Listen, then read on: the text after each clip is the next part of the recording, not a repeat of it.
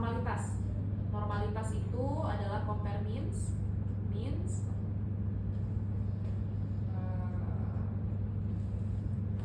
ini ya, bukan deh, kayaknya bukan normalitas, ini linearitas nih. Ya, analyze, sorry.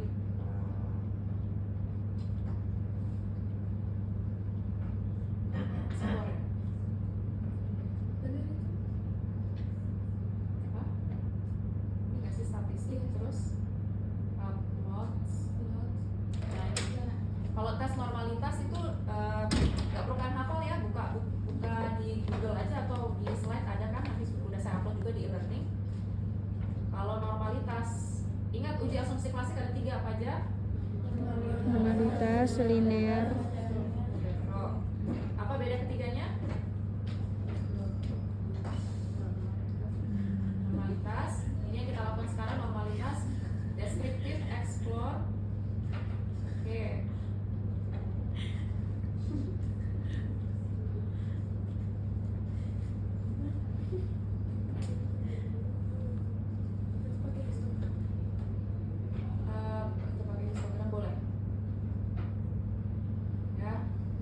Yang dilihat adalah nilai SIG lebih besar daripada 0,05. Jadi untuk uji asumsi klasik justru semua SIG harus di atas 0,05.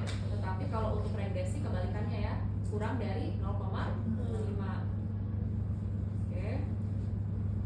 Normalitas adalah data untuk melihat seberapa ekstrim penyebaran data kalian. Ya, semakin jadi kita maunya normal data kalian penyebarannya, jadi tidak banyak data ekstrim ya. Jadi rata-rata data kalian tuh penyebarannya sekitar nilai rata-rata gitu. Itu normalitas. Berarti kalau untuk linearitas adalah tadi compare means ya. Linearitas ini masukinnya total, ininya X. Yang ingat perlu itu adalah kedua ini ya. Itu di statistik betul. Karena kalau tidak kecatat nggak keluar tuh.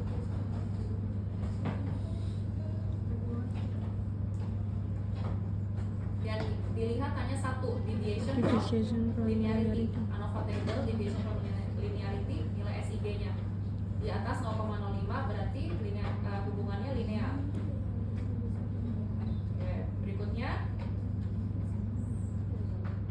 linearitas mengukur apa? Kalau tadi normalitas penyebaran data, kalau linearitas ingat kata-kata depannya linear. Apa maksudnya linear? Selaras. Satu peningkatan berarti X sama dengan satu peningkatan Y.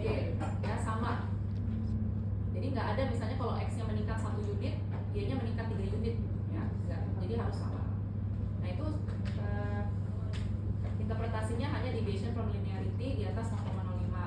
Berikutnya yang terakhir, nah ini yang hetero paling kompleks sendiri ya. Dia ada tiga stage yang harus kalian lakukan. Pertama, run dulu regresi. Kenapa run regresi? Karena kita butuh data residualnya.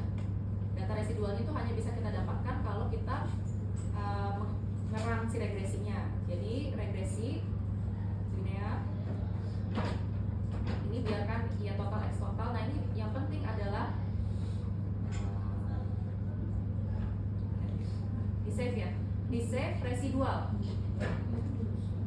unstandardized, continue.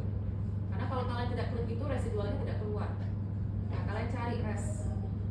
Jadi sebenarnya kalau mau kalian ngerun regresi, setiap kali ngerun regresi terus itunya kecentang residual unstandardized, kalian akan terus dapetin res.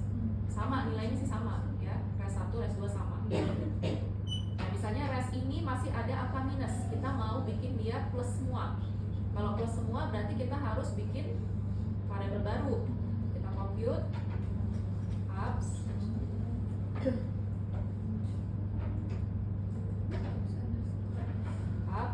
buka kurung yang kita masukin res 1.